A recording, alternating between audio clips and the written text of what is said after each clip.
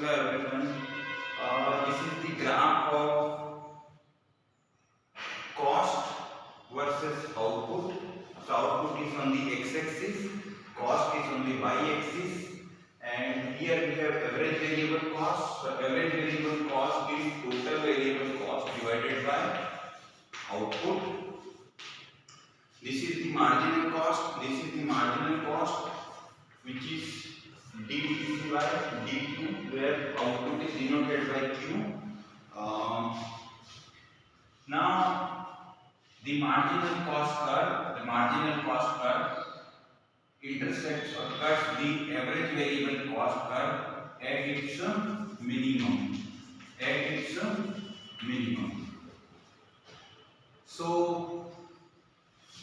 if we also take price on this y-axis, price of output, if we take price of output on this axis, we take price of the output on this axis, then we can see that suppose this is a price level of P0, P1, P2, P3, P4. So from these point onwards, which is also called a shutdown point,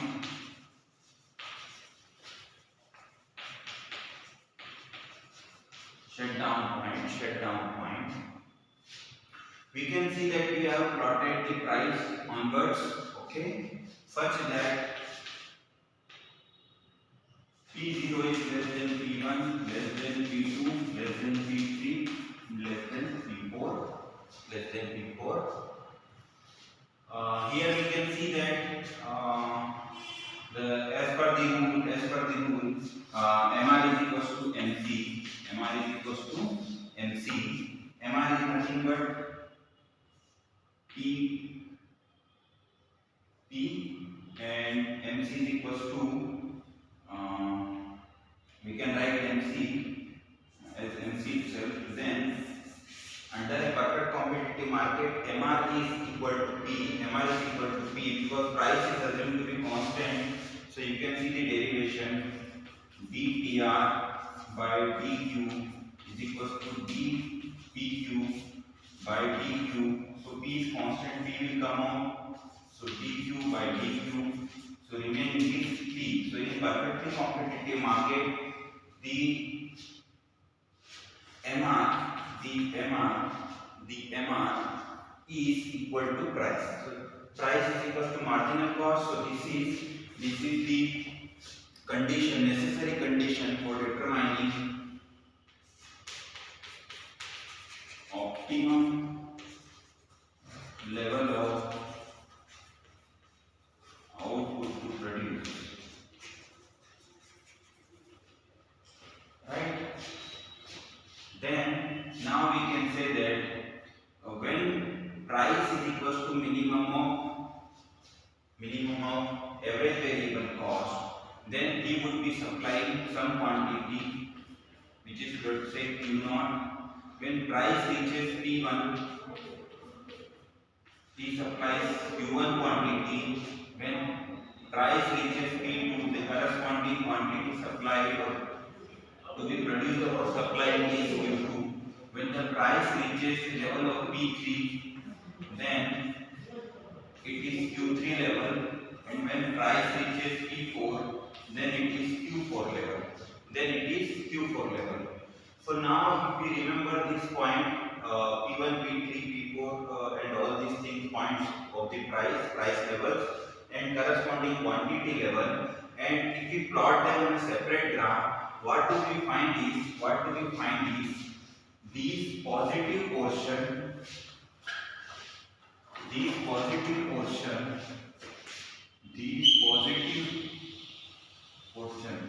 of MC curve, which is above minimum of AVC, the portion of marginal cost curve, which is above minimum of AVC, represents the supply curve of a firm in a perfectly competitive market, and this is only regarding the perfect competition, not with respect to monopoly, not with respect to oligopoly, not with respect to monopolistic competition, because supply curve is unique to only a perfectly competitive market, only to a perfectly competitive market, not to other types of the firm. So in monopoly there exists no supply, in oligopoly there exists no supply curve, and in monopolistic firm also there exists no supply curve. So I will draw the supply curve.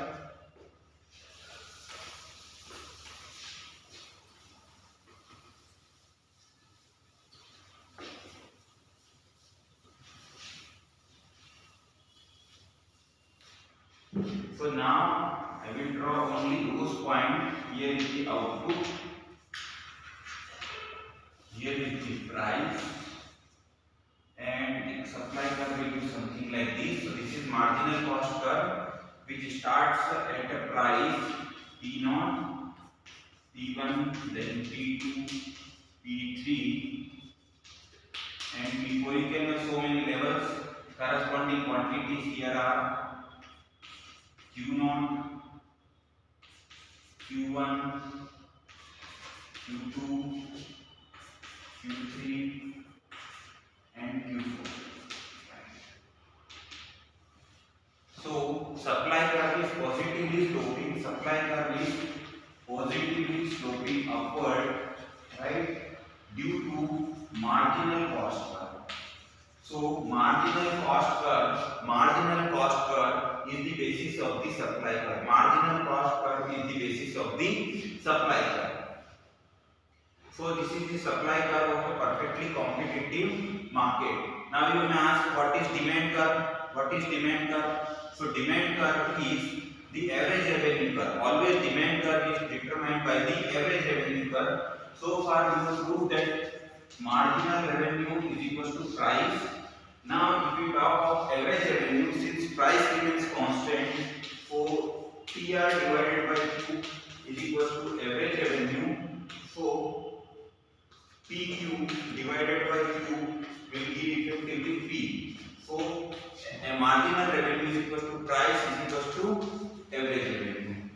So if you plot at some level, the average revenue is equal to marginal revenue is equal to price, then here comes the quantity that will be really supplied looking into the demand in a perfectly competitive market. So this is S dash, this is D dash. So the demand curve in a perfectly competitive market, is horizontal line parallel to this x-axis, and it shows price elasticity of demand infinity. That means at a given price you can sell unlimited amount of quantities, and with little change in the price, minuscule change in the price, there could be very large variation in the quantity demanded. Now the question is, how this price comes to be a fixed one? Why price is fixed? Why price is fixed in a perfectly competitive market? So price is fixed in a perfectly competitive market because in perfectly competitive market there are some assumptions, and based on those assumptions we can say that price remains a constant. So we are looking into those assumptions now very quickly.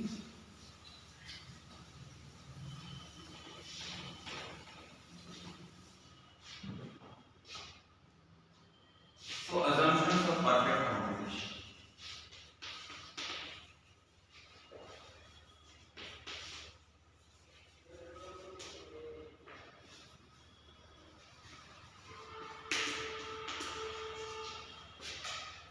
So first assumption is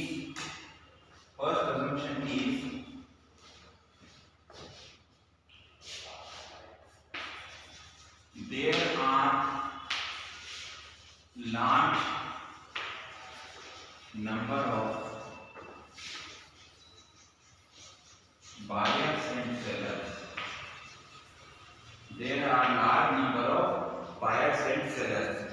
this quantity of buyers and sellers, the number of buyers and sellers are so large that there exists a competition between the buyers to purchase the quantity in the market and sellers to sell the quantity. And each buyer and seller is atomistic in nature. So what does it mean? What does it mean is that no buyer and seller is capable of buying or selling such a large quantity of produce that they can affect the market. So their power in the market is very negligible or zero to affect the market scenario. So that means for the buyer side, the funds available to buy the produce in the market, to buy the commodities in the market is very limited compared to the total volume of the produce available in the market or value of the produce traded in the market. So they cannot really buy a really large quantity. So they buy a small quantity, and by their buying small quantity, it doesn't affect the price. Similarly, for the seller does not have really large amount of marketable surplus, so large that it can affect really the price. So it means they don't have, the seller does not have even 1% market share of the total volume traded, and buyer really does not buy even 1% of the total market, 1% of the even total market volume. So this is the meaning of atomistic. So atom, why atomistic word? Because atom was considered to be the smallest particle, smallest unit of the particle. That's why word atomistic.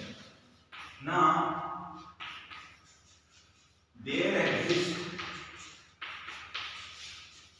free flow of market, free flow of market information, free flow of the market information, and all players in the market have equal access to it.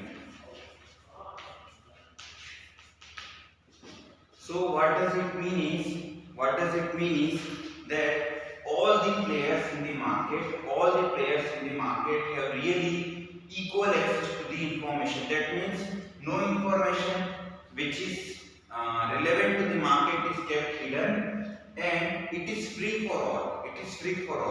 Or even if it doesn't mean free, it means that the charges for accessing the information are so less that it is nearly free. Compared to the benefits derived out of that information. The charges are so less that it's really free. So why it is important? Because if information which can benefit market players is limited to only few people in the market, then few people will derive benefit out of the market and others will be the loser. Thereby, these players who have information, they would be able to capture the market, manipulate the market, and therefore price will not remain fixed for all sellers in the market. So this concept of single price in the market is also called as law of one price. That is called as LOOP. Loop. That is called as loop. Law of one price.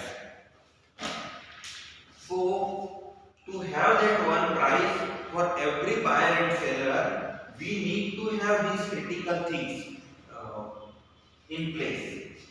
Then assumption would be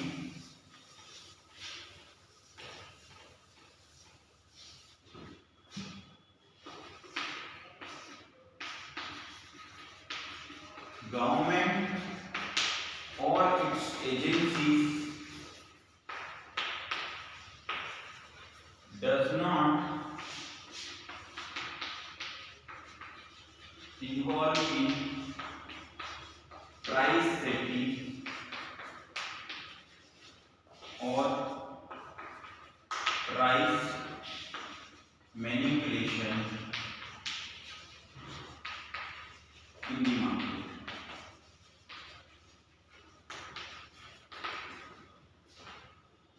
Price setting or price manipulation in the market. Why? Because government is such a big agency in the country. It is custodian of the wealth of the nation. Government is custodian of the wealth of the nation. Its agencies are really powerful, and they start to set the price. Then law of one price cannot really happen, because government is considered as inefficient in setting the price, in having the allocation. So we remember the example of Russia, where Russian government used to, or we should call it USSR. So what these communist and Soviet peoples thought, that government should set the price of everything, government should set the quantity produced of everything, and that led to so much allocative inefficiency that people did not get the medicines they wanted. So there was a deficit of the medicines. They produced more guns and less of the agriculture, less of the healthcare things. So this is the problem with the government. So government is inefficient. So therefore the involvement of the government is not needed. Remember, the first function that the price serve is to provide incentives to buyers and sellers, and by this mechanism of incentives, they want that the proper allocation should happen by the price mechanism. So price has a second role to play, is to have efficient allocation of the resources, commodities across buyers and sellers, and resource users and resource suppliers. So this is regarding government, but this does not preclude the government from setting the regulatory mechanism. In fact, SEBI, Securities Exchange Board of India, is an agency which regulates the stock exchange in India, but it does not involve itself in price setting for any of the share, any of the security in the market, because its function is limited to regulation. So it sets the regulation under what rules and regulation the markets will operate, but it does not involve itself to setting the price. It can say that if price happens to increase by, let's say, 250% in a short matter of time, it can close the market for cooling down and other things for a regulatory point of view, to avoid hawkish stances, some manipulation by some traders. It can really do so, but it cannot really set the price. So this is the need for the government to regulate. If government does not fix any regulation, then the private players will have to set their own regulation. So it happened so when the government was not regulating really during colonial period, traders started to frame their own rules and regulation to have an order. If there are no rules regulation, there would be chaos in the market. The market would be not orderly performing, orderly running. So rules and regulations are must. So government must frame in the larger benefit of the all market participants.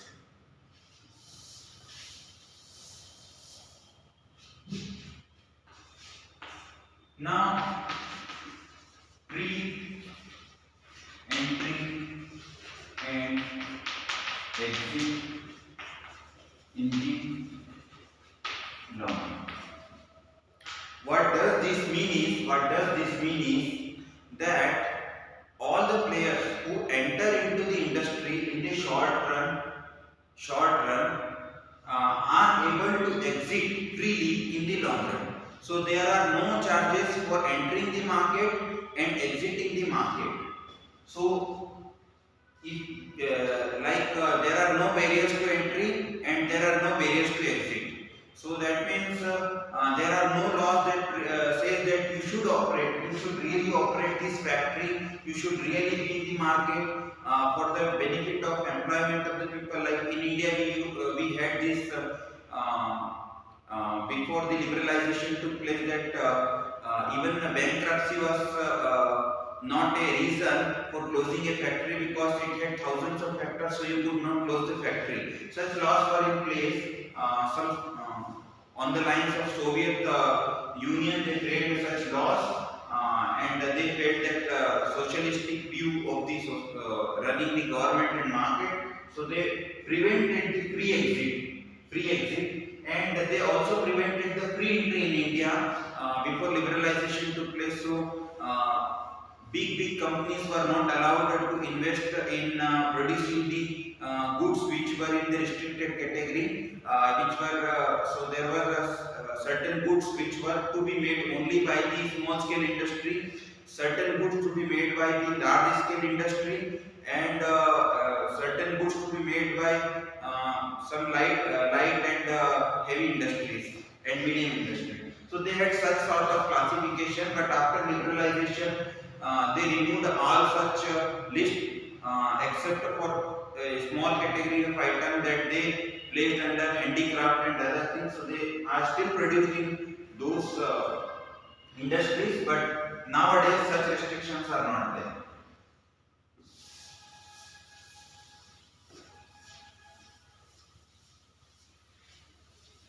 Now, what can happen is, if there is heterogeneity of the product in the market, like we see so many brands of the soap in the market, and they differentiate their product, so thereby they make it possible to set the price of the product. But if there is homogeneity of the product,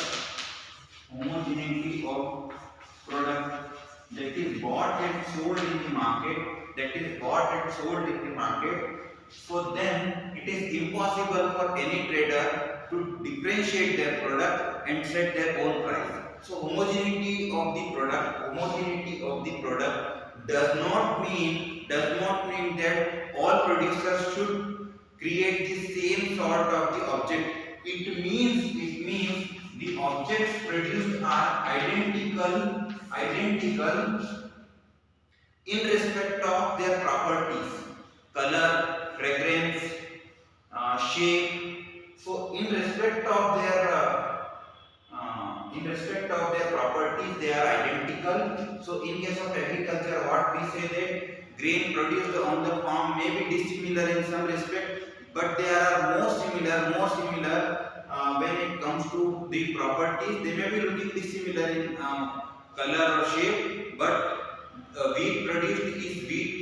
You cannot really differentiate wheat produced on one farm from the other farm, and this is the reason. And the first assumption, large number of buyers and sellers, that they say that agriculture markets are perfectly competitive market, but I disagree, because here the government sets the MSP, and MSP setting is largely a manipulation of the price that does not qualify agriculture markets as perfectly competitive market. Government hand is too large. Government is having a heavy hand here, and therefore we should not say that agriculture markets are perfectly competitive markets. So stock exchanges are, in most of the developed countries and some developing countries, are really perfectly competitive. Commodity future exchanges are perfectly competitive, but spot markets in agriculture are not perfectly competitive. There are several reasons to it, but we cannot discuss it here. So there are more reasons today we learned that how supply is determined, how demand is determined based on law of one price, and we also understood why the law of one price should be there. In the next class we would be learning the demand and supply curve of the perfectly competitive market structure, and we'll be going ahead with some more concepts. Thank you for joining.